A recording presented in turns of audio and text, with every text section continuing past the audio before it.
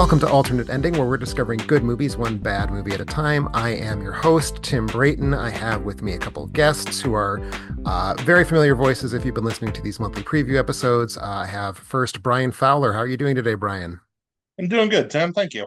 Excellent. It feels like it's been a minute since I've done an episode with you. I'm glad we're able to Yeah, join on the same chat again. April, I think we did the May My preview. my Actually, it was all lord. three of us did the May preview together, I think. Yeah, it's tough for me to remember because like I hear your voices when I'm editing the other episodes, so I just lose track. But yes, so you say there are three of us, and there are indeed, and our other member is Caleb. How are you doing today, Caleb? Hey Tim, I'm good. I'm excited to talk about movies again. Maybe more excited about movies than I've been all year. So I will not to spoil it. We are here to talk about our October preview. The film's coming out in the United States and North America in October 2025. I will also say there are movies here that I'm looking forward to seeing, which I believe is a new record for the monthly preview episodes of Alternate Ending Podcast. But you are listening to the Alternate Ending Podcast, so thank you for joining us. We are going to talk about movies. We got a lot to talk about, so we're going to try to move through pretty quickly. But before we do that, we like to start every episode with a movie roundtable where we discuss the films that we've seen recently that we thought were worth mentioning, to coin a phrase. And Brian, what do you have to share with us today? So I watched the recent Netflix documentary Unknown Number, High School Catfish. Okay. And and I assume it is not about a catfish who goes to high school, because that would be a No, that would weird be a weird documentary. documentary. Now it is a documentary about a couple of kids in a small town who were dating, and the girl especially, but both of them started getting harassing, stalking, threatening text messages from an unknown number that kind of unraveled the entire school. And I don't want to give away hmm. who was sending them because that's the big twist in the documentary. But the main reason I watched, well, before I get into that, I'm going to say, as a work of filmmaking, it is a 2025 Netflix documentary. So you know exactly what you're getting. There is a little bit of actual source footage from police body cams. That's by far Hmm. the most interesting part of the documentary because it's, more real. But the reason I watched it is because it's not even technically a town. It takes place in Beale City is in Isabella County, Michigan. And I am sitting in the county seat of Isabella County, Michigan as we speak. Oh, okay. I am about 15 minutes away from Beale City. I grew up in Clare County, which borders Isabella County, and I grew up about 20 minutes away from Beale City. And I'm currently in the process of moving to Mecosta County, which borders Isabella County on the other side, Hmm. and is about 17 minutes away from Beale City. And when I say Beale City is small, in the 2020 census, it had a population of 332 people. All Hmm. right. So to have memes and a good chunk of people in the world talking about Beale City, Hmm. I couldn't not watch it because, I've been there. Hmm. I know if you're from larger areas like Chicago or LA, you see where you live in movies and television fairly often. I had never before seen an establishing shot of the Isabella County Sheriff's Department in a movie until this past week. It is a weird experience. I bet.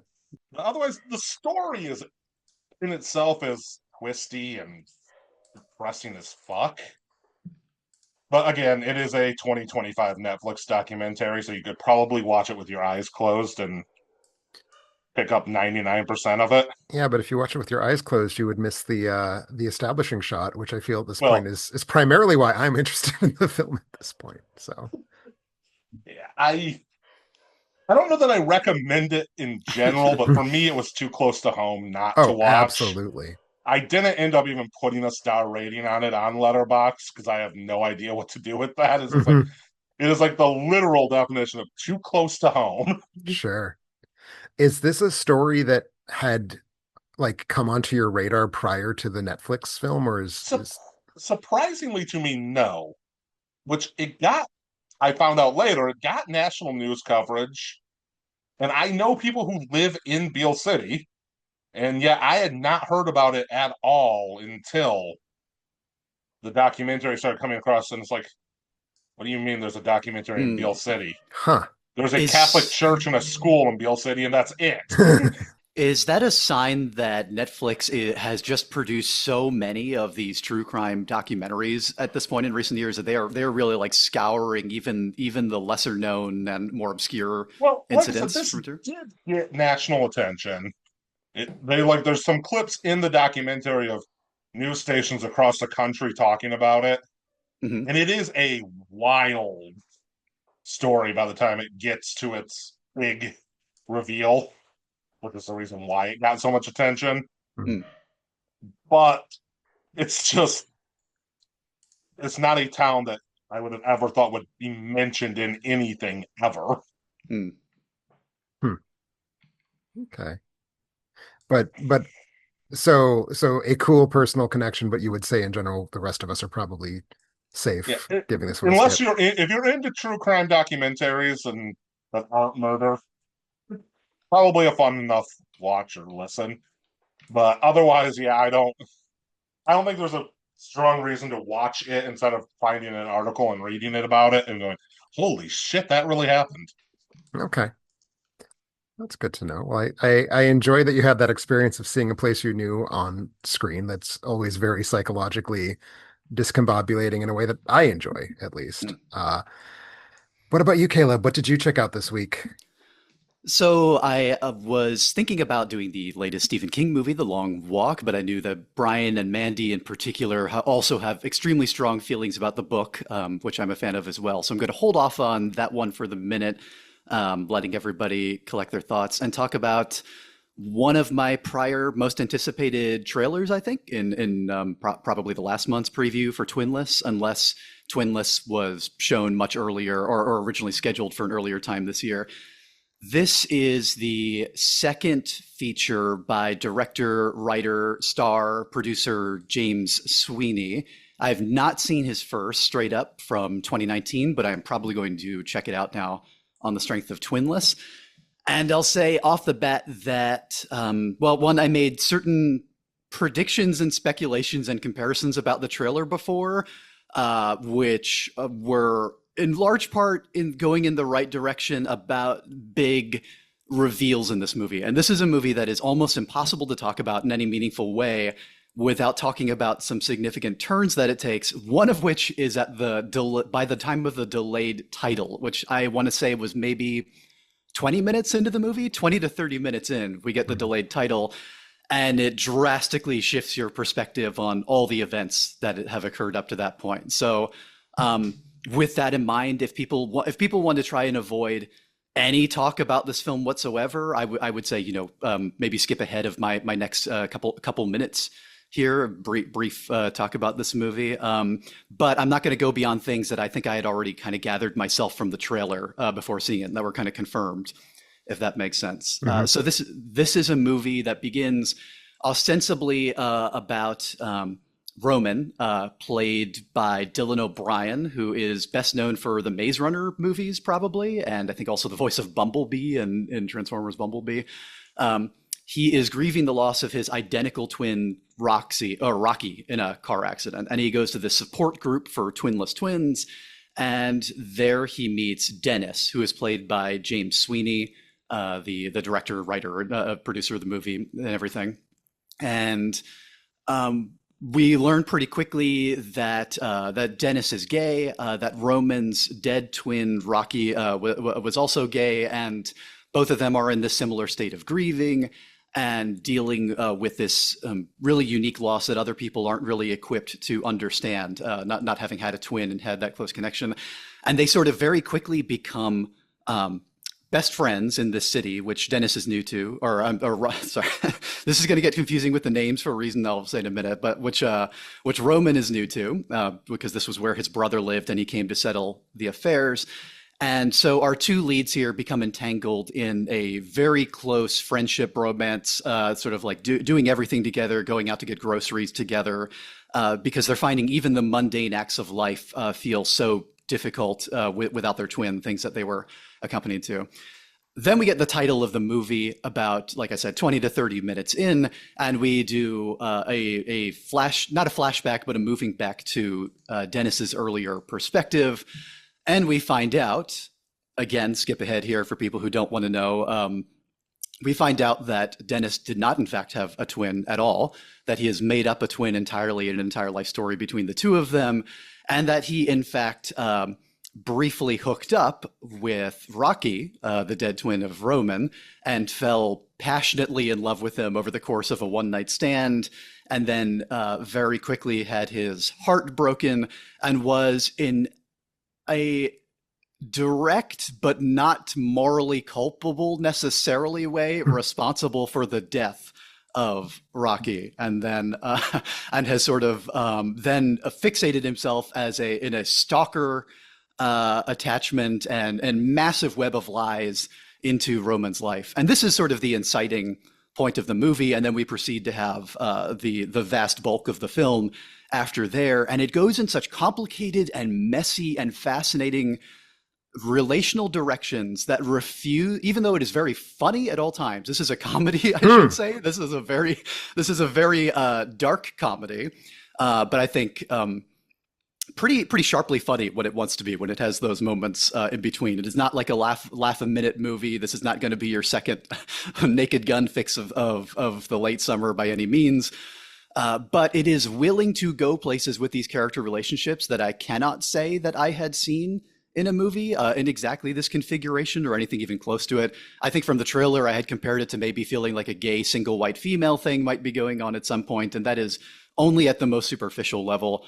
I really admired the willingness of the film to examine and untangle the mind and relationship here of this person who is doing like unforgivable things in a stalker and a liar, and manipulation of who has become his best friend in life, who he also has a romantic fixation on, transferred from his brother.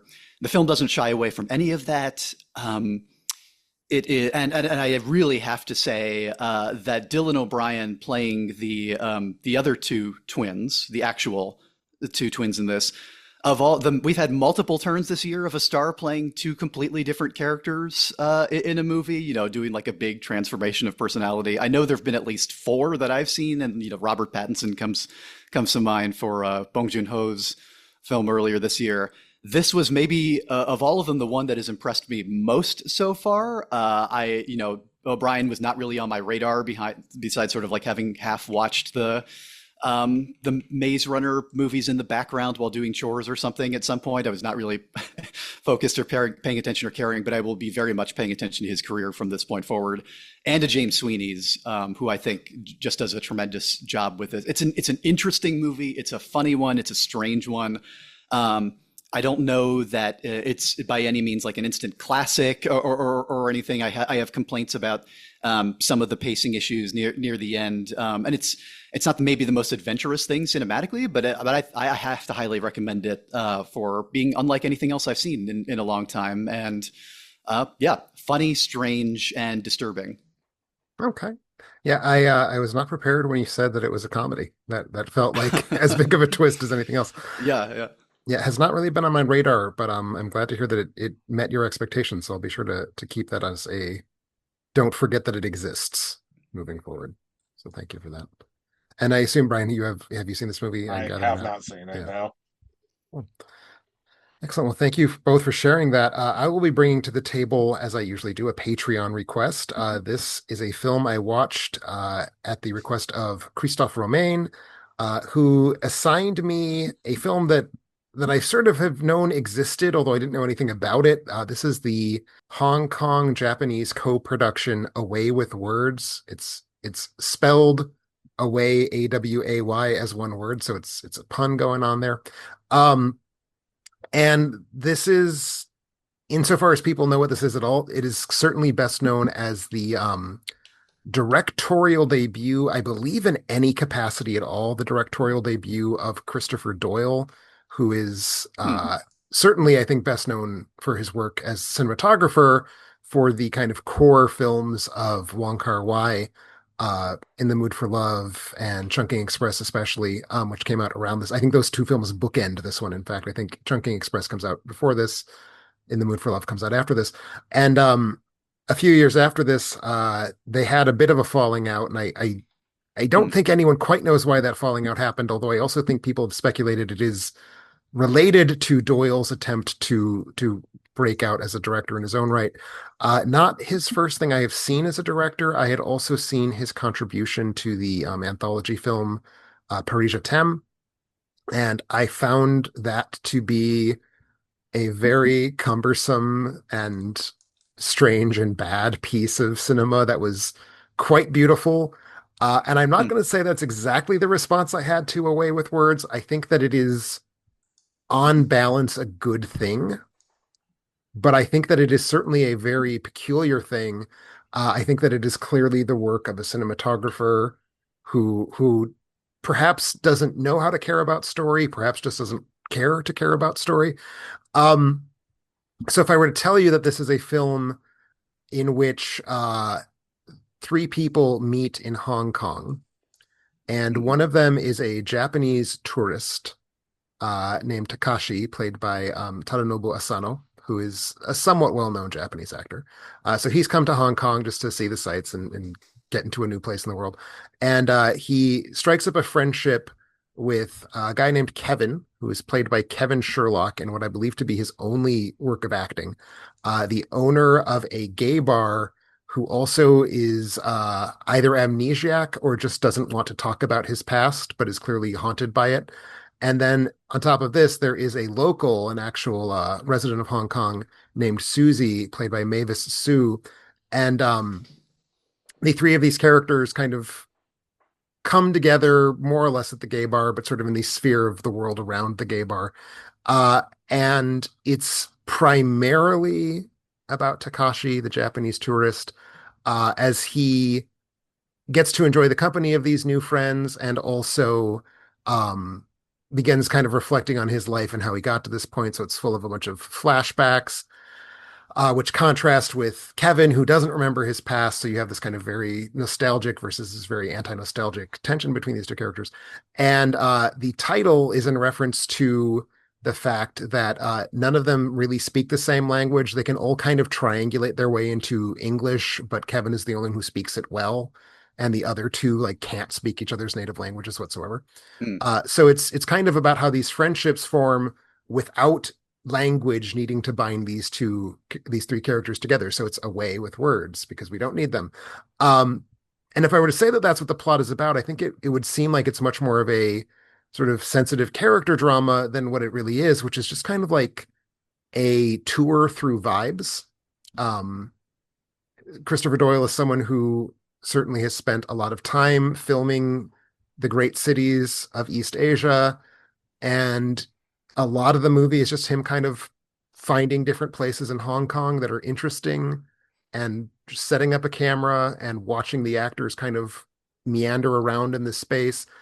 Very, I don't want to say like shabby chic cinematography, but it's certainly a very lo-fi movie, but in a way that feels really good and feels very much like an extension of what he just had done in Chungking Express, where there's a lot of handheld, a lot of grain, not really too worried if he's blowing out the exposure every now and then, really just trying to capture this kind of raw, fresh, Mhm. rugged texture of the city. And and that's basically it for 90 minutes. Like it sort of moves forward, but it's also really just like being in these moments and enjoying them. At one point, the film basically just decides whatever it was doing was boring, so it stages a Chibo Mato music video for like the entire length of Sugar Water. Uh, it's it's cool, but it feels like it would have been every bit as cool if it were, say, 20 minutes long, is kind of where I'm at with it. Okay. Because it's really just enormously shapeless in a way that it's not, I don't want to say it feels too long because it doesn't feel like anything. It feels like you're just kind of with the movie and then it stops and you're like, oh, well, that must have been the 90 minutes, but it doesn't feel too long. It doesn't feel too short. It just kind of feels like time stopped having any sort of referent while you're watching the film, which I mean, it's better than being boring, but at the same time, I feel like it's it's hard for me to say that the experience really paid off in any sort of way because it was more just about like enjoying the moment to moment vibe, which I largely did. I think that the look of it's really good. I think the moments are in and of themselves fairly interesting, but I do think it's not a story. It's not really a film. And Is it yeah. largely dialogue free, given what you said about the characters not No, being there's able quite a lot to? of talking Okay. actually. But it's sort of more talking to us. Hmm. Like it's there's a lot of voiceover, but it's not like direct address. It's more just like we're getting the well, it's very Wong Kar-wai. Okay. A lot of that kind of Chungking Express. The characters are telling their stories, and it's not clear to whom they're telling them, but we're kind of eavesdropping on them telling their stories. So there's in fact quite a lot of talking, just not to the other characters. Okay. And I notice the Wikipedia has only a very short description of this movie. It says that it credits Jorge Luis Borges of in the film's credits. I missed that, but now I'm seeing that. Yes. Does it feel like it has a relation to his stories directly? They say presumably Funes to the Memorias, with the guy who has perfect memory of his life and can recall I mean, with it. that is not one of his stories that I have read, so I can't speak to that. Okay. It feels I was kind of viewing it strictly through its like cinematic forebears because it does feel like that moment in East Asian cinema. Wong Kar-wai is part of it. I would say Tsai Ming-liang is part of it, where you just have like, let's enjoy city spaces, let's enjoy neon, let's enjoy just like Mm, hanging out, slowly getting drunk, where you just have this kind of like plotless presence in a way. yeah, yeah. And that's what it felt like to me. So I'm interested that he made a point of referencing a literary forebear because I wasn't thinking of it in those terms, I guess is what I Mm. would say. But yeah, so intriguing film. Glad I saw it. Will not be racing out to see it again necessarily, and I would be lying if I said that Doyle's struggle to get a directorial career off the ground because he's made I think another feature and then a handful of shorts, mostly contributions to anthology films. Um, I don't feel like there is a voice here that we are suffering for Mm. him not having made more, but I'm certainly it's an interesting thing. I'm glad I got to see it. I would say the Wong Kar-wai films that it resembles are better than it by a lot. Is sort of my big Wong takeaway. Kar-wai is good. Wong Gold standard. Kar-wai, It's hot a take. high Wong bar. Kar-wai, good filmmaker. As long as we avoid the recent re-releases. Exactly. Exactly. Let's we I've already gone on a rant about those on the Yes, I know. podcast fairly recently. I'm Yeah. I know. gonna gonna time myself out. But that does give me an opportunity as we take a brief pause here before we get into the meat of the episode to again thank Christoph for contributing to us via Patreon and to thank all of our other Patreons as well. If you want to support the show, it's the easiest thing in the world. Just go to the sidebar, click there where it's linked to our Patreon site. Unfortunately, at this moment in time, we don't have any openings for requests, but certainly you can support the show in other ways, vote in our polls, take part in our occasional trivia nights, which Brendan and I are going to start talking about when we are going to do another one of those. So please, if you enjoy what you hear on the show, go ahead and give us a click and support. But meanwhile, we have so much to get through, so we better dive into it because we don't want this to be a 2 hour episode. But yeah, so we're here to talk about the films of October 2025. Big month, 5 weekends, so that already adds a lot. But there's also a wrinkle here, which is that this is really the start of, I guess you'd call it Oscar bait season, where a bunch of films are going to start coming out that will matter, but not because audiences see them, Mhm. which is maybe a harsh way of putting it. But a lot of limited releases that are too interesting slash important slash we're going to be hearing their names over and over again for the next several Yeah. months to just glide past them. So we're going to undo what we've been doing for our monthly previews, where we would mostly just talk about the wide releases. Instead, we've kind of gone through the list and we've all picked a scattering of titles that we think ought to be talked about. We will start with talking about wide releases, and we will start with the first weekend of October, where there are three wide releases if we're including the 30th anniversary re-release of the Casper movie, which no one highlighted. Poor Casper. So we're going to just move right Oh, on to I think let's start with a horror movie because it is October. It's spooky month, and we'll discuss whether we think there's enough horror on the list or not. But a horror movie with quite a gimmick, and I feel like I'm still working through my feelings about this gimmick, but I'm referring to the movie Good Boy, which I believe is it's either a Focus or an A24, and I'm drawing a blank on Focus, which. I think. It is a code. I think as I accused it of being A24 recently. But so it's a movie about a dog being aware that something is haunting his owner. So it's IFC. It's IFC and Oh, Oh, Shudder. okay. That's what it is. Okay. Shudder. Okay. So it's a dog POV horror movie. And I will say this, whether you think that's going to be great or awful, yeah, you have to at least be curious, right? It's What a do, swing. what do we think Yeah. about this? Yeah, it's a definite swing. You tell me that concept, I'm immediately like, okay. The trailers are relatively promising. I mean, I'm always hesitant to read too much into the skill of cutting a Mhm. trailer, but I mean that is one cute and emotive dog, and they seem to be putting it in sufficiently creepy situations that this could have legs, could have four legs. It could indeed. It feels like something that you have to see. Like at least I feel like I have to see it. I don't know if I want to see it. I just feel that I should. The fact that it looks to be entirely the real dog doing it too, like I was realizing lately the number of all CG dogs we've gotten in the last couple of years to whom I can for whom I can feel almost nothing. Like I can't transfer that automatic animal affection to the movie. And this one looks to be, like doing some real classic animal training tricks For to sure. bring us out. I mean, this seems like conceptually something that would have come out in the 90s, but doesn't look at all like a 90s movie Hmm. in the trailers. It's Yeah. got that Yeah. Shudder horror vibe for sure. Did you see the full quote in the one trailer that was something like one of the best performances of his generation, regardless of species? I did That's see not that. word for Uh-huh. word, but I laughed so hard when That that came up. that's a critic having perhaps a little bit too much fun. But Uh-huh. yes, I did enjoy that pull quote.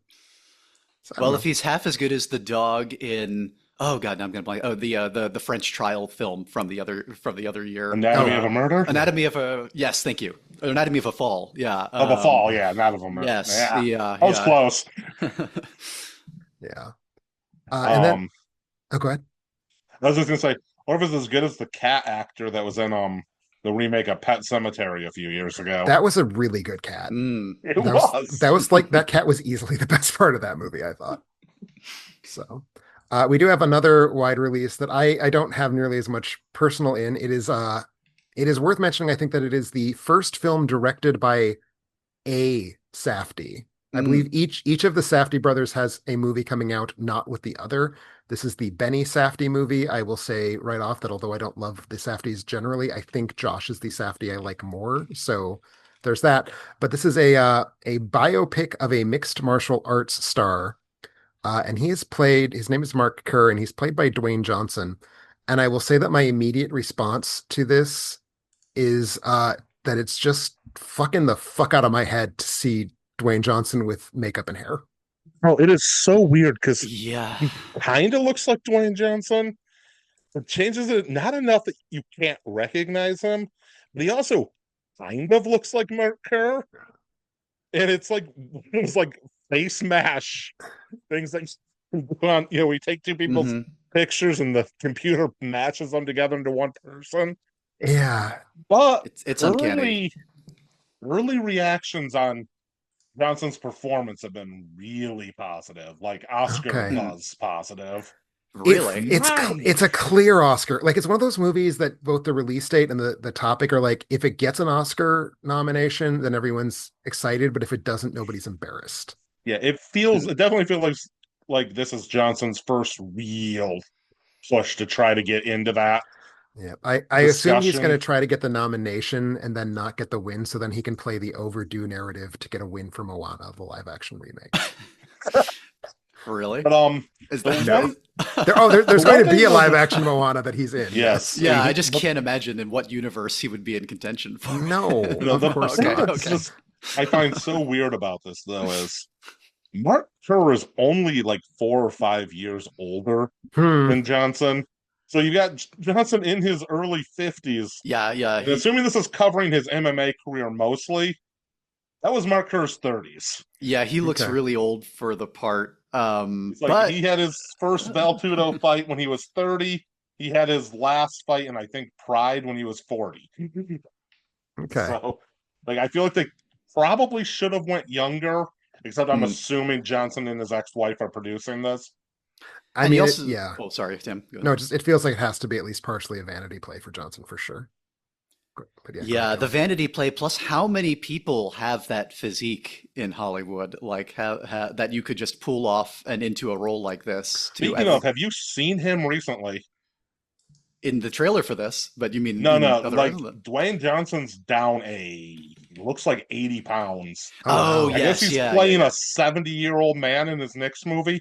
Huh. So yeah. he's been dropping weight, and it's like we had Batista do that last year. Now him, it's Mhm. like our Hmm. wrestler actors are shrinking. All right. Interesting. Yeah, I had not seen any pictures of him, but I'll look them up after the episode because I'm And curious. also, I just realized who I would have rather want to fix the age problem, but I just realized who I'd have rather had play the role. Hmm. Because I just said Dave Batista. Oh, well, Hmm. because God bless Dwayne Johnson, who has lots of charisma, but Bautista's actually a good actor. So, Exactly. Like I guess I've never seen Johnson really try to do serious dramatic acting. I I have guess I not don't either. know what chops he has, but yeah, like I've seen him be genuinely good at comic roles, like Mhm. genuinely good performance, but never genuinely good in a role that is not comic. So I don't know what to make of that.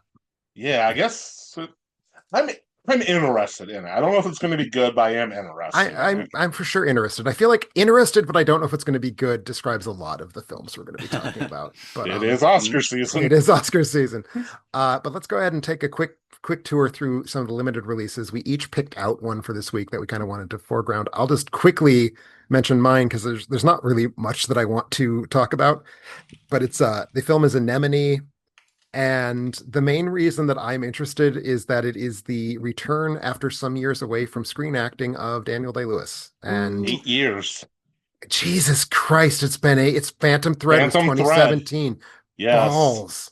He's been retired, and it is co-written by him, which I believe it's his first ever writing credit. Because I And believe his son, the who director is is his son, directing. yeah. And I Yeah. believe the two of them co-wrote the movie. So And it's like about fathers and sons. So and like brothers, and so 'cause I clearly a believe lot Sean of Bean is playing his brother. yes, I think that's correct. Mhm. And that's I don't know. I could probably just sit and watch Daniel Day-Lewis and Sean Bean act off each other for 2 And hours. this is my point. Like I don't know that the movie's going to be anything, but I know that I'm going to get that thing you just said. And that Yes, is exactly. quite sufficient. It's also Samantha Morton is like the third build and she hasn't really been in anything in quite a long time and I like her quite a bit. So The cast is the only reason I'm interested, I think. the cast is the But only thing they're selling. but Yeah. it's Daniel Day-Lewis. Exactly. And the trailer, I think a lot of trailers this month, I thought it was a really good one. And it was haunting and vague and resting off the performance of some intense scenes between the leads here, which, yeah, I mean, that's all you really need to sell me on this Yep. combo of people coming back. Yeah. So that's mine. What about Bone Lake? What caused you to want to chat about that with us, Brian? I really only had one reason I wanted to bring this up, but is this the new American Horror that you double book in Airbnb? You know, now that you say that, Uh-huh. yes, I mean, we yes, it just is. Barbarian, what, 2 years ago, 3 years Yeah. ago? Hmm. Now Huh. this is another horror film that starts with this time it's two couples instead of just two people, but both are booked in the same Airbnb or whatever for a weekend.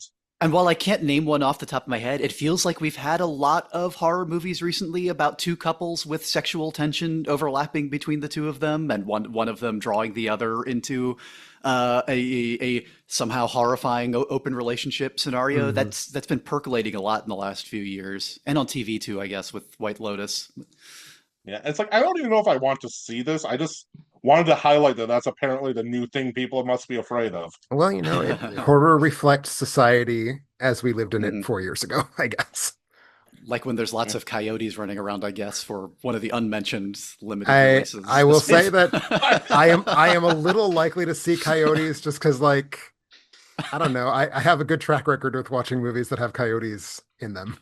Okay. Although these are not animated coyotes, and there's nary a stick of dynamite to be seen. But you Oh, they're never know. very animated, I would say. Well, From that's an extremely good point. I don't know. Coyotes could be something, but none of us highlighted coyotes. So let's instead move on to Steve, which Caleb, I believe you highlighted.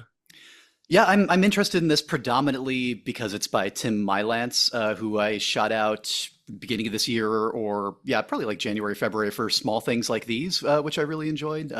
Belgian director who's developing, it seems like, quite a relationship with Cillian Murphy, an Mm. actor that I really like, and especially in playing these more aged, sad uh, men entering their autumn of life and struggling with the existential angst of horrors afflicting the youth seems to be the connecting thread between Okay. these two films, which I haven't seen. And I haven't seen Mylan's earlier movies, but it's definitely a similarity between Small Things Like These and Steve. Based on the trailer, Murphy's head teacher of a school for boys, like a correctional school kind of scenario. I don't know that the trailer really gave me a sense of where it was going with that ultimately. But yeah, I'm in it for having liked the prior film, liking the actor, liking the director, and I am a little disconcerted by how many of the movies on our list for today bear the Netflix logo and will probably get Yeah, next to no chance in theaters whatsoever. Because this is one of them. I think there were at least a dozen there's Netflix. so many Netflix films. Yeah. And I will say I'm a Cillian Murphy fanboy. Like I've been on his side for a long, long time now. So I almost highlighted this one myself because I'm like, I want to see what he's doing with his clout now that he has Hmm. the most visibility he's ever had. But then you see those three words, a Netflix film, and you're like, no, this is going Hmm. to be bad. It's just going Yeah, to be and because they all it are. feels rather low key for him next step after, having that massive success. And I also feel that it tracks though because he is ultimately and he's a stage trained Irish actor, and I feel like Hmm. true. they just don't want to be movie stars. And Is they, as is soon as he they in become is he in Nolan's upcoming every uh single actor in Hollywood is, so he surely must be, although it's not on his IMDb page. So maybe yeah, it's he's the like one person who got they overlooked. keep it's like they kept announcing names for that movie for like weeks. Like, oh, and so he's in it too. Oh, and so is he. No, he apparently is somehow the only male that Christopher Nolan has ever met who does not have a role in the Odyssey. All right. Which it would seem like a good fit for. Yeah. But yeah, good to know that the director has a track record because sometimes good directors are able to survive being thrown into the Netflix meat grinder. Hopefully that will happen here. But so that wraps up October 3rd. Let's drift on to October 10th, the second weekend of the month, where I am a trash garbage person, which is why I am genuinely excited for Tron 3, aka Tron Ares. Uh it's going to be a music video with Nine Inch Nails soundtrack. I don't necessarily know that I I need am anything other very than that. excited for the I am very excited for the Tron Ares soundtrack. That I guess that's I the thing. I'm excited for the soundtrack, and it will Yeah, have yeah, pictures to I go yeah. with it, and that's neat I because don't so did the last one. particularly like Tron. I don't particularly like Tron Legacy. I'm not particularly interested in what is it, Tron Tron Ares? Ares. Yeah. Uh-huh. But I do like Nine Inch Nails. Yeah, I heard the soundtrack when they put it, or at least the tracks they put on a preview, and I was immediately like, "Oh yeah, I can dig back into it." So we had such a good one for Tron Legacy too. Because Oh yeah, with And that Daft because Punk, that's right? my pitch is that yeah, Tron yeah. Legacy is a bad movie, but it is an exquisite Daft Punk music video. And if Tron Ares is half as good as being a Nine Inch Nails music video, it'll be I'll enjoy But it. It'll be but what it Tron is. Ares is starring Jared Leto, which I don't think I Eh, realized until watching this trailer here, and immediately Let started feeling my enthusiasm sapping is away. But Leto one of the most inconsistent actors of all time, or is it just me? I Like mean, you have no idea what you're going to get from him. I don't even like him in his critically acclaimed roles usually, with a few exceptions. So yeah, I I don't. also Fair feel enough. like he used to be inconsistent, but in the last handful of years, he's been just bad. Okay, Yeah, it has been yeah. a while since he was good. That's fair. Yeah. But no, I don't know. Unless you don't ironically like his performance in what Suicide was that Squad. movie? No. House of Gucci is the House of word. Gucci, Oh, you know, yes. I See, can't. I I very can't. much ironically like his performance in House of Yeah, it's Gucci. like if you like that unironically, I guess you could say it was good, but That's one of those roles where I'm like, I can accept that he is delivering what the lines of what the script is asking of him, but I can't accept the part. fair I enough. I So, get that. The chocolate shit See, speech. Like, to yeah. me, it's you've got your choices here are either the path of Jared Leto just turning the movie into the purplest camp, or you've got Adam Mhm. Driver trying to actually make a drama out of it. And the Adam Driver scenes are unwatchably That's boring. true. True. So Yeah. so that's my but I'm not interested in Tron because of the human element whatsoever. exactly. That the effects work and the music, and that's about the only things that have ever And sold a and Tron movie. and that is fine. I will take that in the absence of anything else. Uh, but then we also have another big Oscar hopeful. I think they're probably positioning it as an Oscar movie. We have a new adaptation of Kiss of the Spider Woman. This one based on the Kiss of the Spider Woman musical.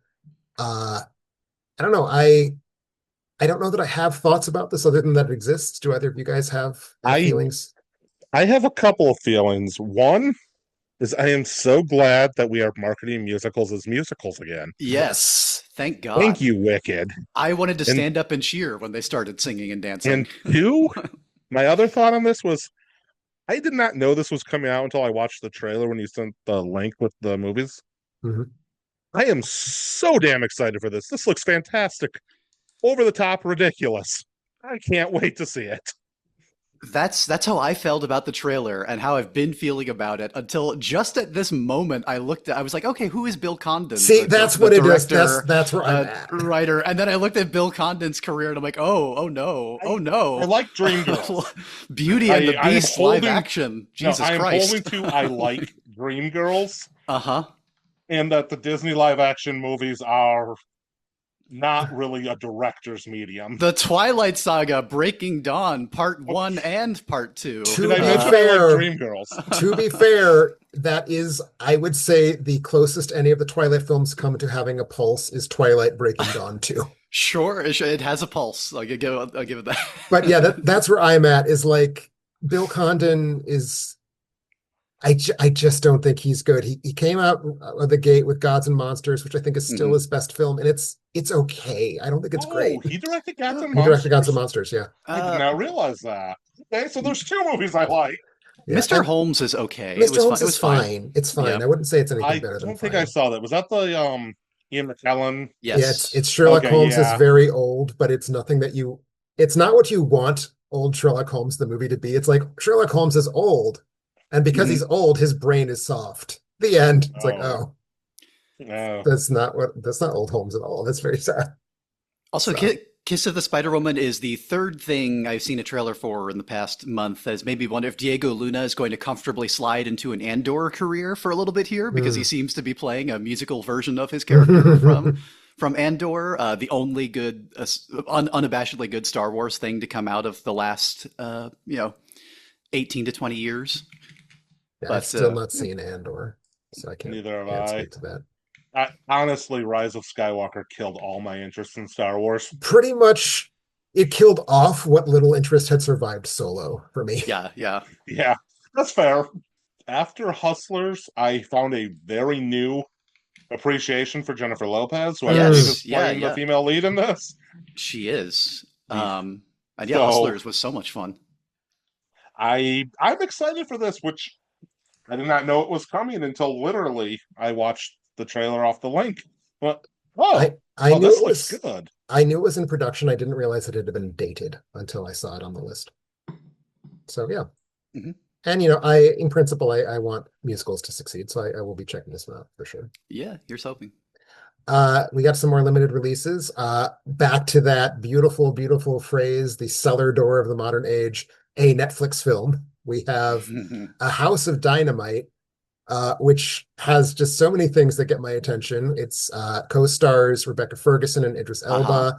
It is the new film by Catherine Bigelow. It is a real-time missile strike thriller in which Idris Elba plays the president trying to decide what to do about that fact.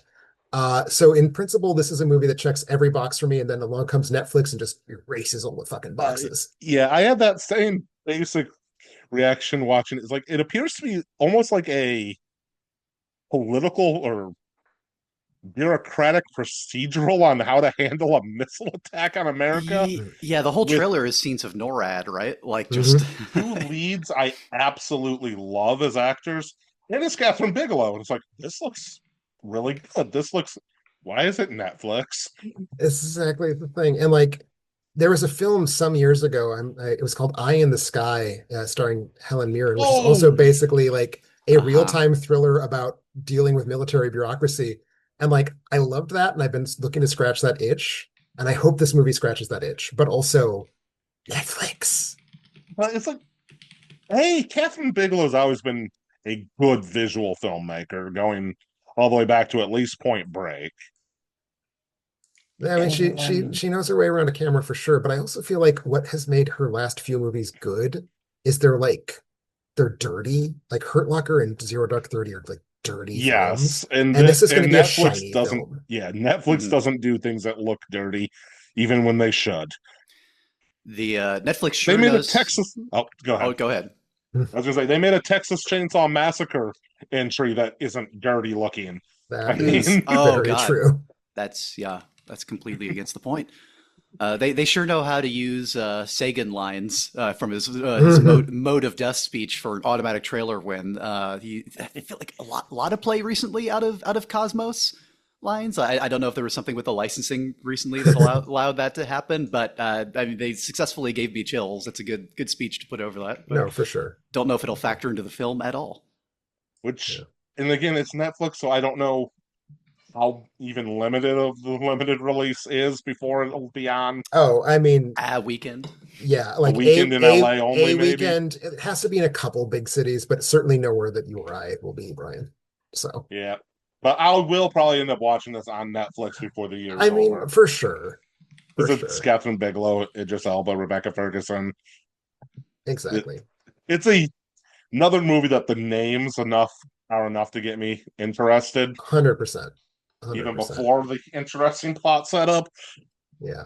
And like I will say that Bigelow's last film, which I believe is Detroit, did not really do anything for me, but I'm willing to let her have that one and we'll go back to see like if she can get the magic back with the help of Netflix.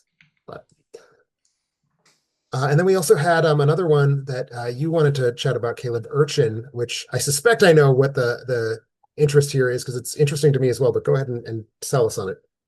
Well, I don't know. Maybe you'll be a better voice for that than I am. This was a case where I was intrigued by the trailer, which is about this character who seems to be homeless and scraping by and gets brought into some sort of diversion program, some really strange version of rehab as his life continues to spiral. And there are I was watching all these trailers in quick succession. I don't know if I could describe any of what is going on in the plot better Mm, than that, but I was immediately intrigued by it. Maybe I am just a sucker for like a good mm, mood in a trailer, and this mm. was this was sufficiently tense and intense in a way that had my eye. Frank Delane in the starring role, who I'm not super familiar with. I did not see In the Heart of the Sea, which is, I guess, maybe his biggest part so far. Mhm. It's a directorial debut by Harris Dickinson from Iron Claw and Triangle of Sadness and all that. So I really have no idea what to expect his track record, but I'm intrigued. It seems to be um, maybe there's something else going on, but beyond what we see in the trailers. It seems like it's hinting at some sort of even um, I don't know. I don't know. There's something's going on here that got under my skin in a good little way in the clips I saw. What did you think, Tim? I mean, for me, it's definitely all about I want to see what Harris Dickinson is going to bring to the table as a director. I'm Yeah. now looking, I'm again, time just blows my brain. It's been 8 years since Beach Rats, which was kind of his big film that like put him not on the map because no one saw Beach Rats. I saw Beach Rats. I thought Hmm. it was a very interesting film. But like that's kind of where I think a lot of critics started to take notice of him. And I've been following his career ever since then. I haven't seen everything he's been in, but he's making choices that reflect someone who wants to like he is a hungry young actor. Yeah, yeah. I think he is clearly someone who like wants to fashion himself into a certain kind of presence in cinema. And I feel like he has curated a list of screen credits with certain directors that will at least give him a lot of tools. And I'm very curious to see what he's Yeah. going to do with that toolkit. Maybe somewhat vibes of like early, late Twilight, Robert Pattinson kinds of choices being made Feels here. feels akin to that. Feels for sure akin to that. Mhm. Yeah. So I don't know. I'm again, no idea what to expect, but He curious. was good in I know he's directing not acting in this, but he was really good in The Iron Claw. Yeah. Which I did not And, see. I David don't Von Erich. I don't know that his casting worked for me in Baby Girl, but a lot of people love that part and love what he's doing Yeah, in it. So I it's, avoided Baby Girl, which at some point I probably need to go back and see it. But it does feel like a film you might hate. I was not super high on it personally, Yeah. but all right, well, let's go ahead and tip over into October 17th, midway through the month. And midway through the month finally brings us to our second horror movie, which gets back to the question, are there enough horror movies in this October? But are there ever enough horror movies in October? Which is Black Phone 2.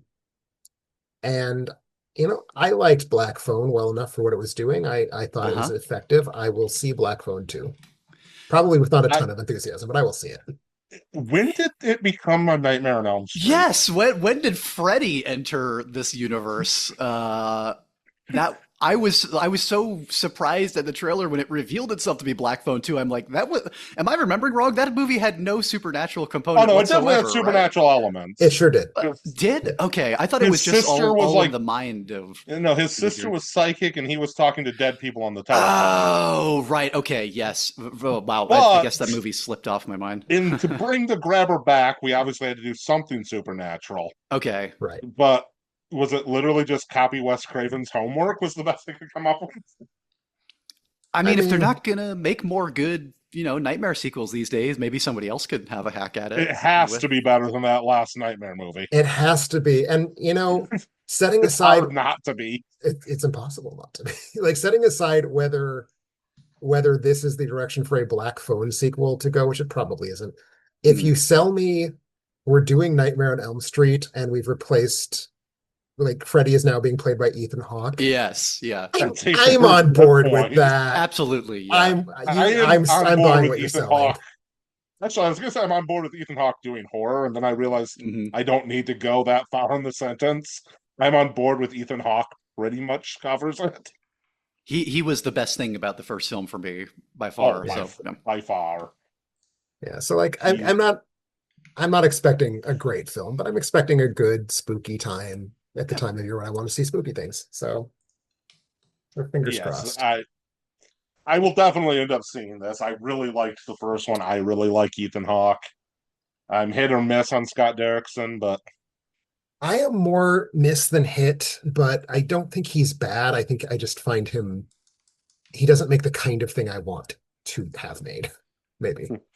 I don't know. But we also I have like him when he works with Ethan Hawke, I guess, is what I'm really trying to say. that is real. That is actually very real. He made a perfectly middle of the road direct to video Hellraiser. Yes, he did. But we do have a couple other wide releases. One which is just unabashedly an Oscar play, and one that I was sort of not vibing with at all until I realized who directed it, and that is After the Hunt. Anyone want to take a swipe at After the Hunt, or shall I walk us through it real fast? You can You go ahead. I guess I will be walking through it. So it is some manner of thriller in which I will just read the IMDb plot synopsis real quick. A college professor finds herself at personal and professional crossroads when a star pupil levels an accusation against one of her colleagues, and a dark secret from her own past threatens to come to light. I am desperately turned off by that logline. Like that is to me a very boring sort of way to do a thriller. I find like the professional lives of the intellectual bourgeoisie are imperiled by their past is like a non-starter plot for me. But two things. One, the college professor in question is played by Julia Roberts, and I think that is an intriguing shift for her. And I'm Mhm. always interested to see actors try out something else. And two, it's Luca Guadagnino. It's Luca Guadagnino. It's Luca It's Luca Guadagnino! Guadagnino. Yes. And Which- like, of and course I I'm gonna see it. and I like Andrew Garfield a lot. I think he's a very good actor, particularly when he's not playing Spider-Man. Very charismatic. Yes, no, for sure. And But this plot is not for me. No. I'm also like not into the plot initially, but then again, I did adore Tar, which is kind of playing in the same box with a director that an art house director that I adore. And Ayo Edebiri has been pretty consistently like a great presence in everything she's been in, and playing her against this family is an interesting choice because it's not really like her comedy wheelhouse necessarily, and it doesn't look like it's going for anything in that tone. But we've got Michael Schulbar back to, and maybe yeah, I'm a sucker. As established, I'm a sucker for a good, well cut trailer. This was another one of those, and with that cast and that director, yeah, I'll definitely go see this. I feel like Guadagnino might have decided his career needs to go to a place that I am not as excited by. I want him to make more movies about Timothée Chalamet as a sexy cannibal, and I feel like he has decided that that is no longer a good use of his time. You don't think this looks closer to something in that? This looks closer to that than it does to Queer, shall we say? Which I still need to see, but I don't know. Yeah. I'm gonna see it. I have too much loyalty to him as a brand. Oh, is this being skilled by Nine Inch Nails, by the way? I didn't even look on, or scored rather by Nine Inch Nails. I didn't check into that. Oh, yes, wow, okay. It is. It is. It's another Nine Inch Nails score, and Challengers was one of my favorite soundtracks of 2024. For real. So yeah, I mean that's I don't think I got that in the trailer, but that would be another point of excitement for me to have Trent Reznor and Atticus Ross on this. And then another film that I'm not personally interested in at all, but I did highlight it because it feels like there's too many people involved who like matter in some capacity that I didn't want to not at least acknowledge that it is coming out, which is a film called Good Fortune, written and directed by Aziz Ansari, starring Keanu Reeves as the angel Gabriel, and it's a comedy. And Seth Rogen is involved. Yeah, and it also looks to be a social commentary. A Trading Places, it if you sure will. Does. It's like kind of like Trading Places crossed with oh, what is that movie where the guy dies and gets sent back to Earth because they messed up? I know that's not what happens in this movie, but I feel like there are multiple films that you just described. Well, it's also I think there are. It's for sure riffing on It's a Wonderful Life. It's got a bunch. It does have some. It looks like It's a Wonderful Life backfiring. Yeah. See, it's not everything you want. It actually solved most of his problems. Yeah. It also feels like one of those movies where every good joke might be in the trailer. I thought that too. I saw the trailer before The Long Walk, actually, and it was. I mean, there's some funny jokes in it, but there's no way I'm going to a theater to see this. I might end up watching it on streaming at some point in the future. Maybe. Yeah. And as we all know, Keanu Reeves, even in bad movies, almost always an enjoyable presence. I can't think of any real exceptions to that. So yeah. No, I mean, and that's maybe the main reason I put him on is because he's the internet's boyfriend and everything. But I will certainly say I think he's too much in on the joke at this point. Yeah, I like Keanu Reeves in action movies, and I like him in Bill and Ted movies. And I hate him in period pieces. Anything else, I don't know if I have a strong opinion on. This gives me slight vibes of I'm drawing a blank on that COVID era movie where it's like he cameos as himself in a rom-com. It's like an extended cameo. Oh, and yeah. And that was to me the wrong form of Keanu, and I feel sort of the same way about this. But I don't know. Always Be My Maybe? That's the one. I don't think I actually saw this. I did not care for it. But I don't know. If people say it's good, maybe I'll check it out. But I'm with you, Brian. I will not be rushing to see it in the theater. But this is a loaded weekend for the limited releases. It is. I think the obvious place to start is with another one of those films that I am excited about every detail other than Netflix. But I will say it's a Guillermo del Toro joint, and he has a better track record with Netflix than a lot of people do because he Yes. did make that very good stop motion Pinocchio. Oh, love it. And this is also an adaptation of a wildly overexposed 19th century European novel. This is Guillermo del Toro's Frankenstein. Woo! And that's I'm that excited. Cheering, standing that up. sentence sells me. Guillermo del Toro's Frankenstein. Okay, what do I can need to know? nitpick. I can say, why is it 2.5 hours? I can say, ooh, I don't like Jacob Elordi, but it's Guillermo del Toro's Frankenstein. I mean, I'm not an animal. Yeah, there is nothing Yeah. you're going to say after that sentence that's likely to make me say, no, I don't want to see it. And Guillermo del Toro's Frankenstein. absolutely. And I do think his movies have been overlong recently. Both Nightmare Alley and Crimson Peak, I think, that was my primary critique with him. But I still, enjoy and think about those movies with some regularity. Like when it comes to gothic excess, like how many people do we have who are more appropriate for that than Guillermo del Toro at this point? Literally. And I think it's been a long-standing passion project of his, so he's gonna do what he can. And I still feel like Del Toro has only one significant miss in my estimation. It is unfortunately the film for which he won all the Oscars, but still. Yeah, that might be his worst movie. Yes, I'm pretty sure it is. Oh, I liked Shape of Water quite a bit, but I won't go so far to say I disliked it, but I didn't particularly like it either. Fair. And I mean, I would be torn apart by probably most of the alternate ending listenership to say Mimic is the one I'm least fond of. And I forgot. Mimic is bad. Oeuvre, Mimic is not a good film. I forgot he made Mimic. Mimic is several good scenes desperately searching for a good film to house them. Mm-hmm. And of course, as much as Pan's Labyrinth is great, I'm still Hellboy 2 is my favorite thing he's done. Oh, okay. I was worried that statement was going to trash Pan's Labyrinth, but thank you God, for no. not going on. That is the most visually interesting movie maybe of the 21st century. Yeah. I think I'm with you on that relative ranking. I need to rewatch a lot of his mid-period stuff. I would also put Devil's Backbone really, really high. Oh, it's so good. Yeah, that's up there. Great director. Frankenstein feels like a perfect match to everything he does. It for sure does. Yeah. So this is honestly the movie I'm most excited about all month. And obviously Oscar Isaac is too old, but I'm excited to see Oscar Isaac. He's going to be good. He's going to be good. You're right that he is objectively too old. But he's Oscar Isaac playing Dr. Frankenstein. Yeah. Agreed. Yeah. Okay.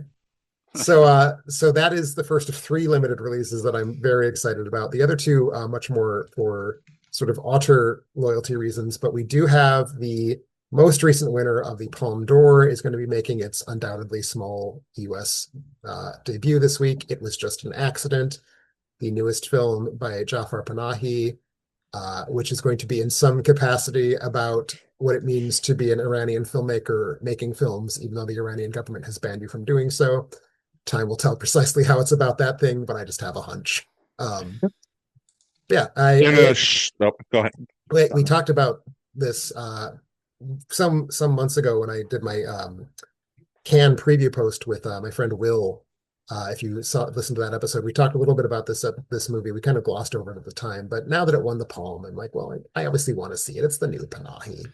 So. This looks so good. Like all the engrossing uncertainties that were given in the trailers for the characters. Like it's like I have no idea what's happening, but it's very intriguing. I have straight up not watched the trailer because I don't need to be sold.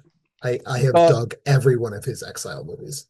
So, but everyone will be shocked to learn it's being distributed by Neon, making I believe the 8 billionth year in a row they have distributed the Palme winner in America. They're just waiting to pound. And I feel like they're very good at guessing what's going to win because I don't think they wait until after the win. I think they just get them.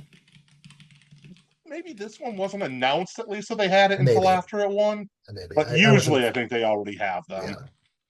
But yeah. So no, it is weird that Neon has become like the Palme company.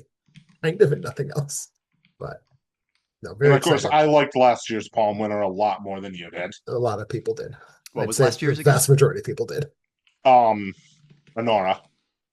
Right. Yeah. Not a movie for me, but that's. For a moment, I was at the Sean Baker movie without being able to remember its title. Yeah. Mm-hmm.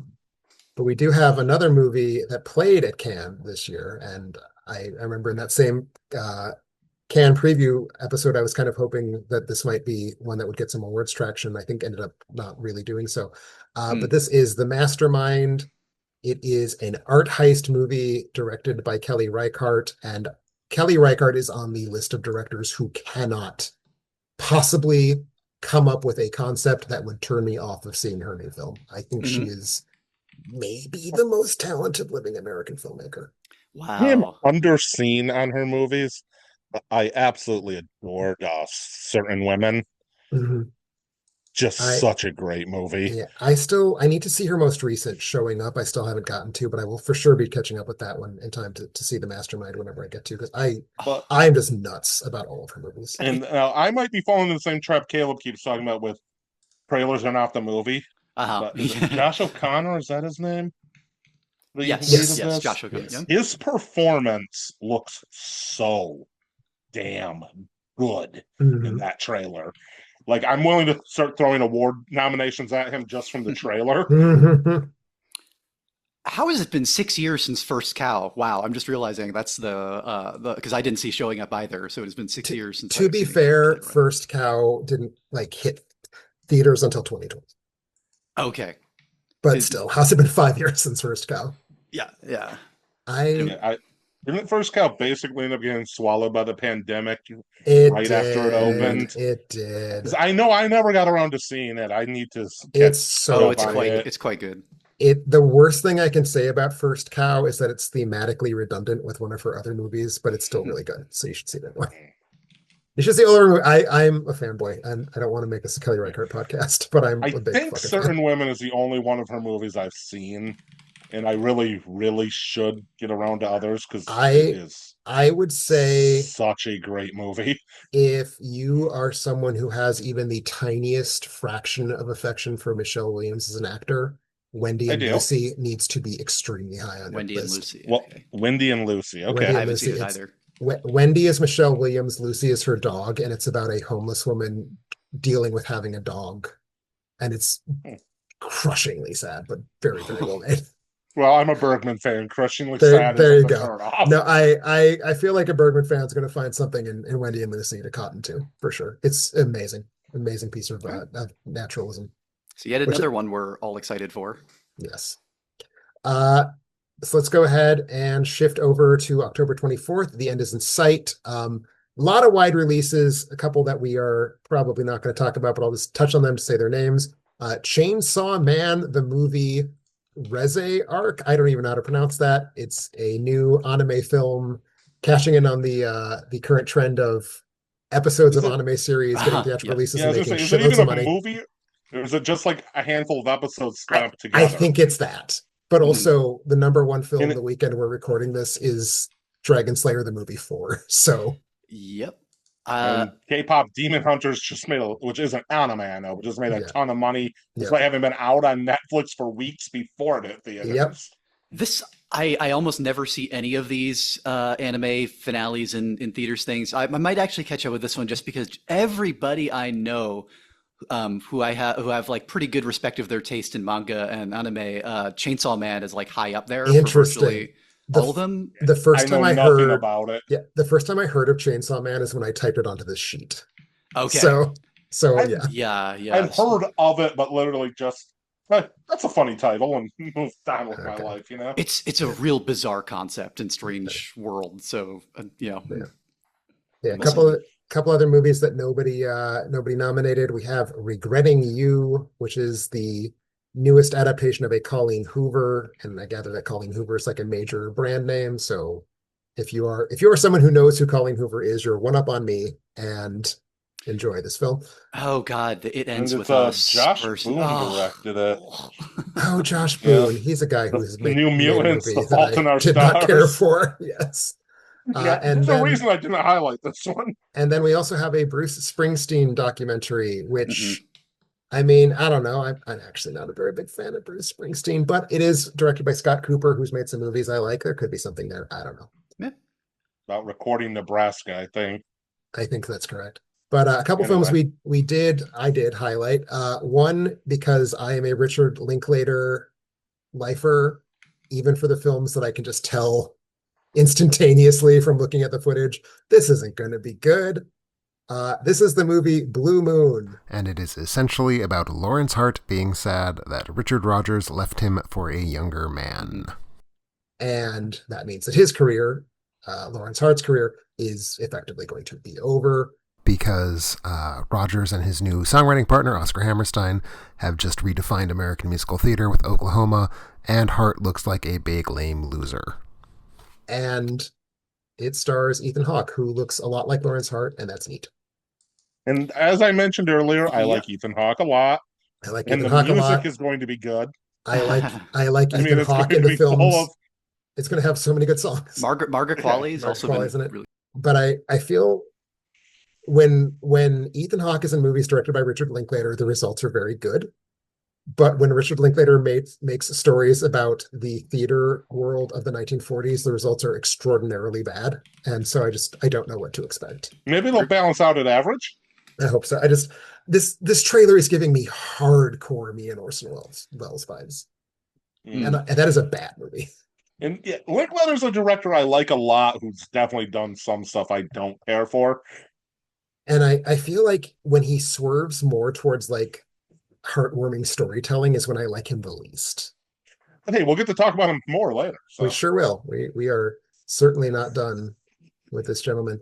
But the other film that I just wanted to quickly touch on is the film If I Had Legs, I'd Kick You, which I don't know if it's going to be a good movie at all, but it's going to be a big, they're clearly setting it up for A24 wants to do an Oscar push for Rose Byrne. And I am invested in the mission of Rose Byrne getting an Oscar push. So fingers crossed.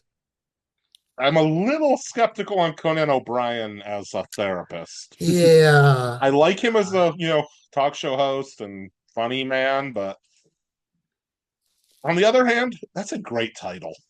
It's a good title. The trailer has some shots that I like. Again, I am on the let's get Rose Byrne more attention. Yeah, I do like she's Rose she's Byrne. underappreciated, I think. I like She Rose was- Byrne a lot. Certainly never going to get a comedy Oscar for Neighbors, even if it was deserved. Agreed. And it's been, I'm looking at now, she hasn't had like a proper role in a while. Because she had like a walk-on role in the fifth Insidious. So it's been a minute since she had like an actual performance in a movie. So I'm glad that she's getting a big push for this. So that takes us to the last week of October with a Wednesday release. They're getting a couple films out before Halloween. And one of these is Anniversary, which Caleb, you highlighted. So sell us, what is interesting to you about Anniversary? Once again, I'm interested pretty much on the basis of the trailer. It's some sort of weird family thriller directed by Jan Komasa, who I'm not immediately familiar with. Let's see some of. I don't think I've seen anything by this director. Of Good Boy also this year, and The Hater in 2020. A bunch of shorts and some TV series. A Polish film director starring Diane Lane, Kyle Chandler, Dylan O'Brien, Zoe Deutsch. I did not get the sense from the trailer until I read the synopsis that this is sort of a speculative fiction movie about some sort of strange new movement, maybe a cult, maybe a political movement called The Change sweeping the country. That didn't, if it was in the trailer I watched, I missed that. I sort of got the sense of that this, the son of a wealthy family is bringing home a girl who is part of some extremist movement of some sort, was what I picked out of the trailer, and increasingly getting into this really, really dark situation with the rest of the family. It was very ambiguous whether it is their paranoia and treatment of her that is ultimately the threat here, or if she is what they think some sort of parasite with an agenda is kind of what they keep intimating in the trailer. I don't know, looks interesting, intriguing. I don't know if I will necessarily rush out to theaters before reading a review or two, seeing what folks on Letterboxd whose opinions are high up there for me, see what this one comes in on. But at the very least, I will check it out on streaming for sure. But did you say it's the same director as Good Boy? Yeah, Jan Komasa, the director of Anniversary, also How do directed we Good have Boy. two different directors who have two movies this month? Cool. You know, stuff getting held back for an Oscar I push. guess. This is weird. It's weird to have two in the same month, though. That does get us to the 31st of October, Halloween. And we could skip right ahead to pay off what you just said there with the limited releases. Because the scariest thing to me is going to be that Richard Linklater is directing a movie called Nouvelle Vague, which is a story about Jean-Luc Godard deciding to become a filmmaker. And I think this looks fucking terrible. I love Breathless. Someone sell me on this, please. I want this to not suck. I love Breathless. I like Linklater a lot. When I think of the American indie directors whose work showcases an affinity for or an influence by the work of Jean-Luc Godard, Linklater's like not in the top 200. It's the Yeah. thing. Like if it was like a biopic of Eric Romer, sure, but not the making of Breathless. Yeah, I was like, I know he loves French cinema, but if there's Godard influence in what he does, I've missed it for the last 30 years. This is Like- another Netflix distribution, unfortunately. Oh, that But that tracks. Yes, it is. You know, I'm with you, Tim. It's like I don't have any desire to watch a movie about the making of Breathless. Mhm. I'll just put Breathless on again instead. This is exactly the thing. And there was that 'Cause movie. it's a great movie. There's that movie from a few years ago, Mon Amour Godard, by the director of The Artist, and I believe also with the star of The Artist. I can't remember now, but that looked kind of like this, only somehow this even looks worse. And that movie was not good. So I don't It's know. like the process of making a movie is not in and of itself inherently cinematic. No, It's unless it's like Apocalypse Now.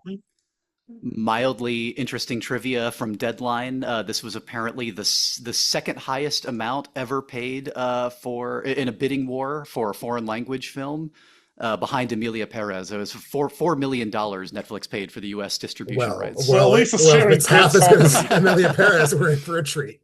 Yeah. Jesus. So at least it's not a Netflix original then. They That's- just yeah. bought it. No, They no, didn't. no. They didn't fund it. Yeah, it was selected at the Palme d'Or. Okay. Well, since I kind of jumped the gun and brought us to the limited releases, let's stay there for a moment because we also have Hallow Road. There we go. Opening on Halloween. Isn't that neat? And Brian, you highlighted this one. What's your thoughts on this one? One, because it appears to be the only pure horror movie opening on Halloween, Sure. which Halloween's a Friday. Why are we not opening like 3 horror movies and letting them go head to head? Also, it appears to have a gimmick that might suck, maybe even probably will suck, but could be fun. Where, as far as I can tell from both the trailer and the credits, the character who's in the horrific situation is only a voice on her parents' phone. That is certainly what the trailer is selling. Whether Well, that's and what the she's movie will listed be. as only a voice actor. Oh, okay. In the credits, interesting. it says I've forgotten the actress's name now, but it Megan just says McDonald. Alice Voice. Yeah, Alice Voice. Okay. So It's starring And- Rosamund Pike. I mean, I would say that's a Right. number two reason to be Yeah. interested And- in some way. yeah, it's like, and sometimes I just like to see a good gimmicky horror film. No, for sure. And I mean it's a gimmicky horror film with 2 leads. The other one is Matthew Rice. I Right. don't actually know how to pronounce his name. Who like I think are good solid presences. And Rosamund Pike is someone who I want to be in more things in general. So So yeah, it's like I will not be at all surprised if this completely falls apart as a movie. Mhm. But I feel like there is a chance that this works well and is a really interesting film. that is fair. Yeah. That is very Plus, fair. again, like I said, it's the only horror film opening on Halloween. Pretty much. And that just bothers me that Yeah, we're not. Because it's just again, there's just so little horror coming out in October, and like There was that's more in not right. September. There was. Maybe it is that we've had so much horror all year up till now, like a September relentless was river. loaded Yeah. with horror, especially like horrific. And Mhm. now we're going into October, and we have Halloween falling on release day. And all there is a limited release. Yep. Well, there is one other thing. It is not horror, but it is Begonia, or emphasis more on bug, I guess. I kind of made it sound like a flower, but it is a new dark comedy about paranoia and conspiracy, directed by Yorgos Lanthimos, and starring, shockingly, Emma Stone and Jesse Plemons. Anyone want to? Where's Willem Dafoe? Where indeed? He must have misplaced his phone number. Anyone want to take a first stab at this one?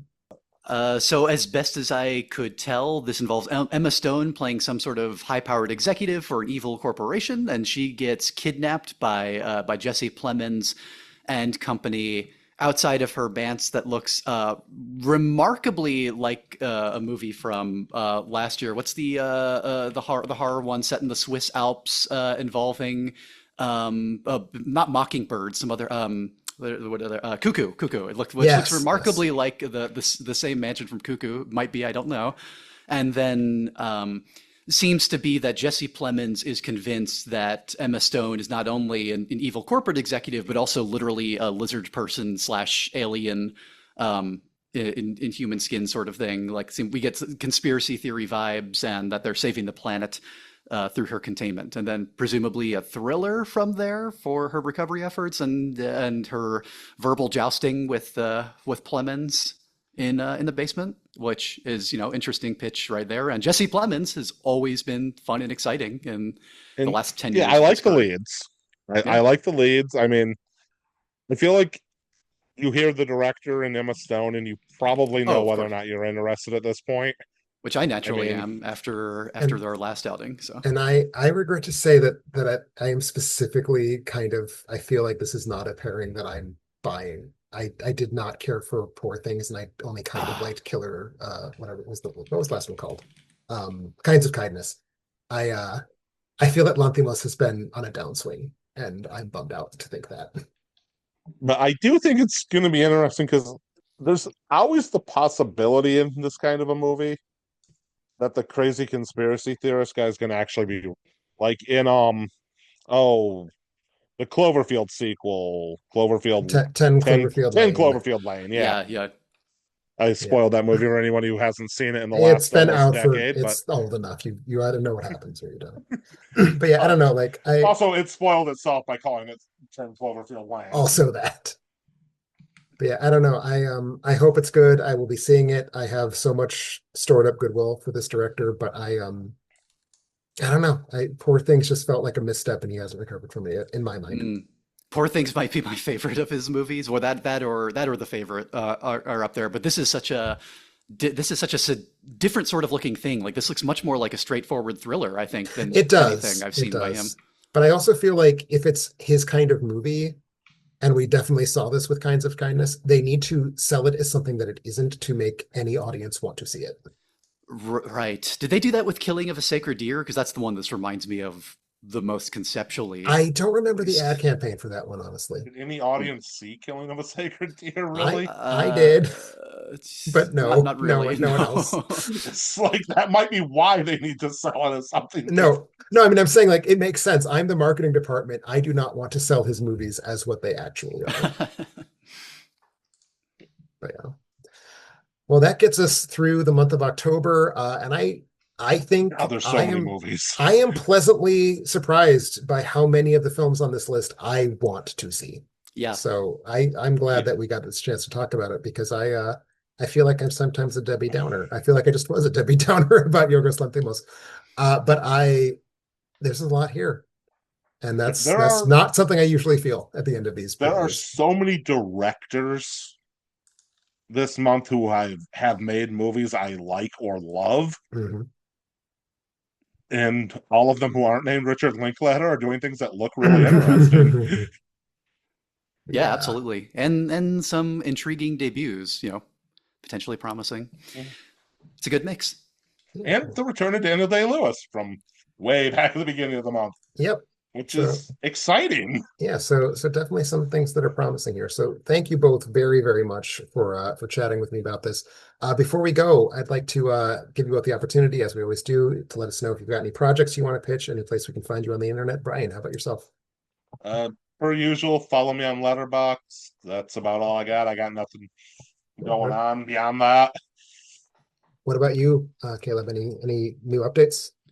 Not that I can reveal yet. I have a couple of things Oh. percolating, but folks who are interested in tabletop games, especially tabletop role-playing games, you can follow the things I do there at sojournrpg.com.